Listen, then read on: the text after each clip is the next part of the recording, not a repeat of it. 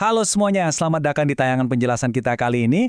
Hari ini kita bakal ngebongkar sebuah fenomena yang mungkin sering banget kita dengar, tapi jujur aja jarang kita pahami secara utuh. Untuk membedahnya, kita akan pakai konsep model gunung es supaya bisa ngelihat kebenaran tersembunyi di balik sistem pendidikan dasar di Indonesia. Sering kali kan apa yang kita lihat di permukaan itu cuma sebagian kecil dari masalah yang sebenarnya jauh lebih besar. Nah, berdasarkan jurnal ilmiah yang bakal kita bahas habis-habisan hari ini, masalah putus sekolah di Indonesia itu literally contoh paling sempurna dari gunung es tersebut. Coba deh kita pikirin, ada sebuah paradoks besar yang jadi misteri utama kita di sini. Kalau Indonesia aja udah punya program wajib belajar 9 tahun, yang artinya ini didukung penuh sama negara, kenapa ya masih ada ribuan anak yang putus sekolah, bahkan di tingkat dasar? Dan yang bikin kaget, fenomena ini tuh nggak cuma eksklusif terjadi di daerah pelosok loh, tapi juga di tengah hiruk-pikuk perkotaan. Pertanyaannya, kok bisa sistem yang dirancang buat merangkul semua anak justru masih meloloskan ribuan dari mereka? Oke. Mari kita selami hal ini. Kita bakal membedah 4 lapisan utama dari gunung es ini. Dari ujung yang paling kelihatan, sampai ke dasar yang gelap dan tersembunyi. Pertama, kesulitan ekonomi. Kedua, hambatan geografis. Ketiga, pola pikir sosial budaya. Dan yang keempat, motivasi internal. Kita lihat ya, gimana faktor-faktor ini saling bertabrakan. Kita mulai dari puncak gunung esnya dulu nih, bagian nomor 1, akar masalah ekonomi keluarga. Kalau kita ngomongin data, ada angka spesifik dari Papua yang nunjukin tingkat putus sekolah SD di sana itu ada di angka 2,38%. Nah, dari angka tersebut, hampir 23%-nya, tepatnya 22,66%, itu secara langsung didorong oleh faktor ekonomi. Ini nunjukin ke kita betapa masifnya dampak kemiskinan.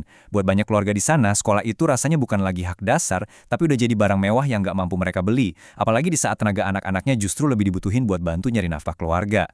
Lanjut ke faktor kedua yang juga masih cukup kelihatan di permukaan, tantangan geografis, khususnya di daerah 3T, tertinggal, terdepan, dan terluar. Jadi ini tuh bukan cuma perkara nggak ada uang aja, tapi murni masalah jarak fisik. Temuan di Kabupaten Karangasem, Bali, ngasih ilustrasi yang benar-benar nyata soal ini. Bayangin aja, anak-anak di daerah pegunungan yang infrastrukturnya masih kurang memadai harus ngelewatin perjalanan darat yang super jauh dan melelahkan cuma buat sampai ke depan pintu kelas. Beban fisiknya itu loh, nguras tenaga banget. Akibatnya, banyak dari mereka yang udah terlalu capek duluan dan akhirnya terpaksa berhenti. Keinginan belajar mereka benar-benar kalah sama kerasnya medan jalan. Nah, sekarang kita siap-siap buat menyelam ke bawah permukaan gunung esnya. Kita masuk ke bagian ketiga, faktor tersembunyi seputar keluarga dan budaya. Mungkin kalian nanya-nanya, emang apa sih arti angka 39,952% ini?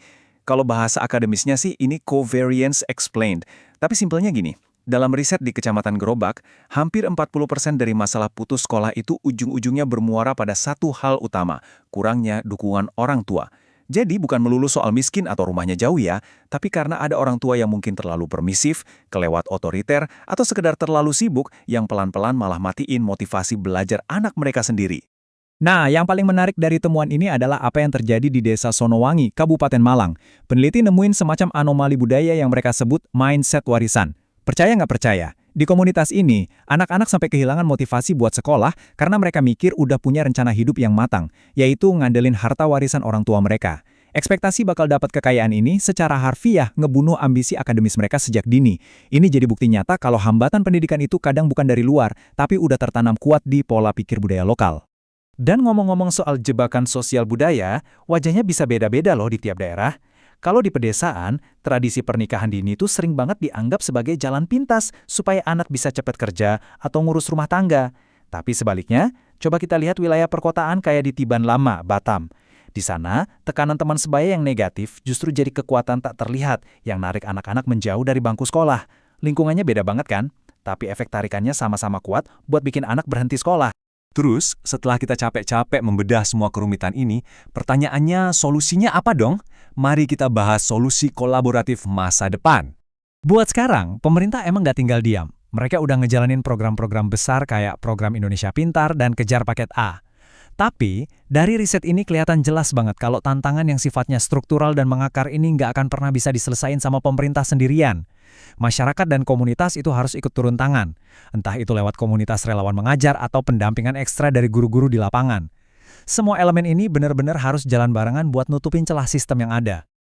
Bentar dulu. Sebelum kita masuk ke kesimpulan pamungkas dari jurnal ini, kalau kalian ngerasa tayangan ini ngebantu banget buat ngasih perspektif baru dan bikin kalian lebih peka sama isu-isu sosial kita, jangan lupa buat langsung klik tombol subscribe ya. Dukungan dari kalian tuh penting banget biar kita bisa terus bedah data dan riset seru lainnya. Pokoknya biar kalian nggak ketinggalan tayangan penjelasan menarik dari kita di masa depan. Jadi, poin krusialnya adalah rangkuman dari peneliti di jurnal ini. Diperlukan strategi penanganan yang bersifat kolaboratif, integratif, dan berkelanjutan, yang melibatkan semua pemangku kepentingan dalam memastikan setiap anak Indonesia mendapatkan haknya. Intinya gini, ngasih akses sekolah gratis atau ngucurin dana bantuan aja, itu nggak akan cukup kalau orang tuanya nggak peduli, lingkungan pertemanannya toksik, dan budayanya nggak menghargai nilai sebuah pendidikan. Ini benar-benar butuh yang namanya kerja bareng-bareng. Dan itu ngebawa kita ke akhir dari pembahasan hari ini. Ada satu pertanyaan nih buat kalian renungkan. Kira-kira, apa sih langkah kecil yang bisa kalian lakuin di lingkungan sekitar buat mastiin nggak ada lagi anak yang putus sekolah? Apa mungkin dengan ngasih perhatian lebih ke anak-anak tetangga? Atau mungkin ikutan jadi relawan? Coba deh, bagikan ide kalian di kolom komentar. Terima kasih banyak udah luangin waktu buat belajar bareng saya hari ini. Teruslah berpikir kritis, dan sampai jumpa di pembahasan seru berikutnya.